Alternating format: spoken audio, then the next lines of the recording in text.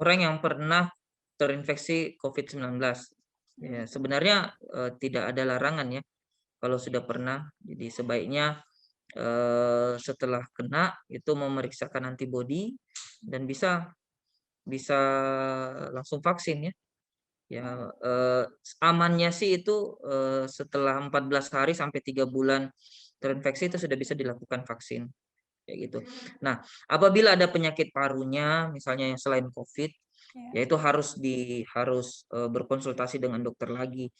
Apakah penyakitnya ini bisa bisa berdampak setelah, atau bisa terjadi perburukan setelah vaksin atau tidak. Jadi memang misalnya saya ada asma nih, terus mau vaksin, ya saya harus berkonsultasi dulu dengan dokter karena terkait dengan, jangan sampai setelah vaksin justru malah memperburuk asmanya, seperti itu. Jadi memang harus sering-sering berkonsultasi, Nah, ya. baik dokter.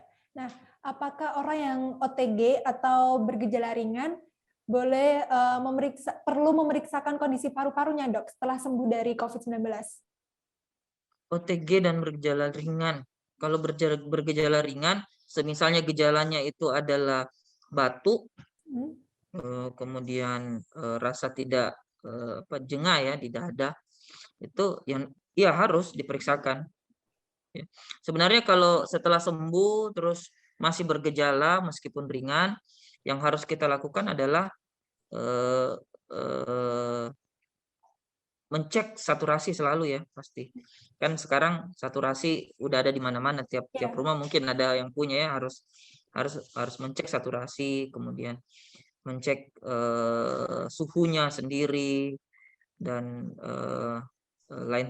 pola pernapasannya, frekuensi pernapasannya. Kalau misalnya saturasinya nggak begitu bagus, dia batuk-batuk terus, dada terasa berat, saya kira itu hal yang harus ya untuk ngecek dirinya sendiri, Ya. ya.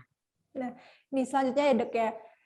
Terdapat penelitian dari Prancis menyatakan bahwa 80% perokok berisiko lebih kecil untuk terpapar COVID-19.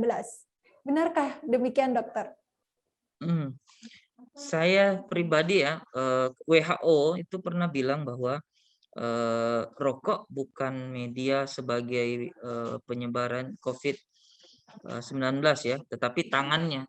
Jadi karena tangan ini dekat dengan mulut selalu, itu bisa.